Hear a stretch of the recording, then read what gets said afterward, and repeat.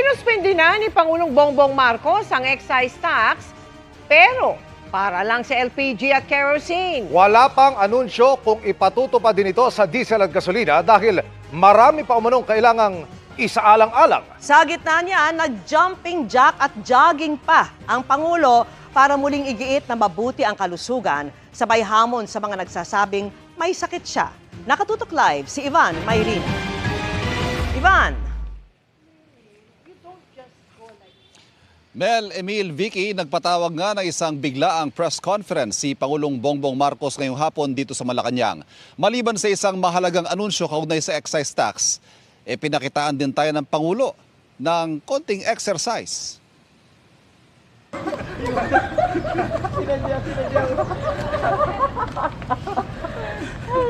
Nag-jumping jacks pa ang Pangulo ilang sandali bago pumasok sa briefing room para sa ipinatawag niyang biglaang press conference sa Malacanang. Bagay na inulit pa niya pagpasok sa briefing room na sinundan ng hamon sa mga nagsasabing may sakit siya. So this is been done today.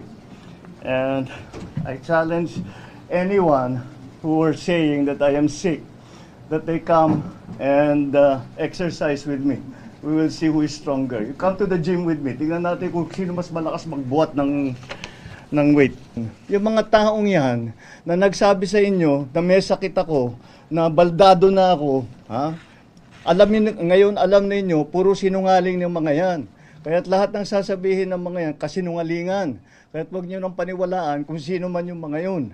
Now you know who the liars are and who is telling the truth. Ginawa ito ng Pangulo kasunod ang pagkalat ng mga post sa social media nitong nakaraang linggo na may malubha siyang sakit. Katunayan matapos daw magkaroon ng diverticulitis nitong Enero, tuloy-tuloy na raw ang pagbuti ng kanyang kalusugan at hindi na raw muling na-ospital mula noon. Tuloy-tuloy na rin daw ang kanyang exercise pero may iniinom lang na maintenance. I have, two. One for gout, which is lopurinol. Mga nasa lahi namin mga Ilocano magka-gout eh. And the other is for high blood pressure, for hypertension. Those are the only two medicines that I take. Pero ang tunay na pake ng Pangulo sa press conference ay para i-anunsyo ang kanyang paunang pasya tungkol sa excise tax sa petrolyo. Yun nga lang, para sa LPG at kerosene pa lang. So sa ilalim ng kapangyarihan na binigay sa atin ng batas, tinanggal ko na ang excise tax sa LPG at sa kerosene. Ang katumbas nito ay 3 piso at 36.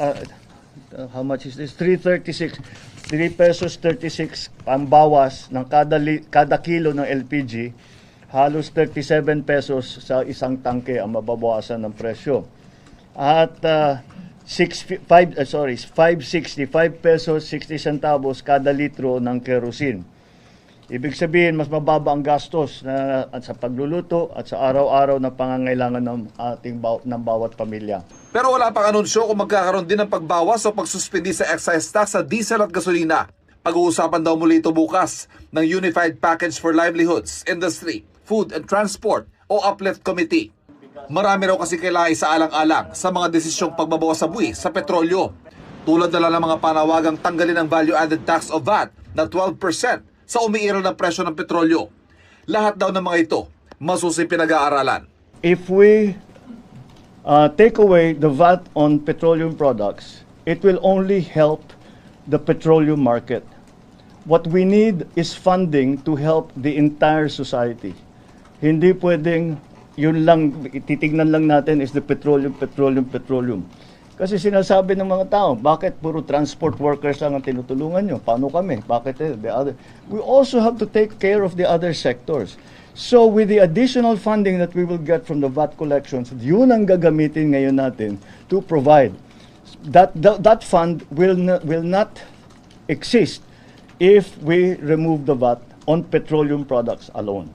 Tuloy ang pagsiguro ng Pangulo na sapat ang supply ng pagkain at produktong petrolyo, kasabay ng pagsabing patuloy ang pagharap ng pamamaraan para mapagaan ang bigat ng krisis sa langis ng pinagdaraanan ng bansa. Kaya nga raw niya ipinakitang malakas at malusog siya para hindi na dumagdag pa sa alalahanin ng bayan.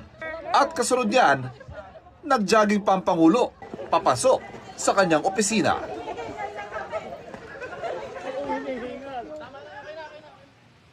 Vicky, kasabay ng Uplift Committee meeting bukas ay inaasahang sisimulan na rin ang paggulong o pag-rollout ng 10 pisong diskwento sa krudo para sa mga jeep at bus sa Metro Manila at sa susunod na araw naman sa Miyerkules ay magsisimula na rin ang service contracting sa pampublikong transportasyon. Vicky.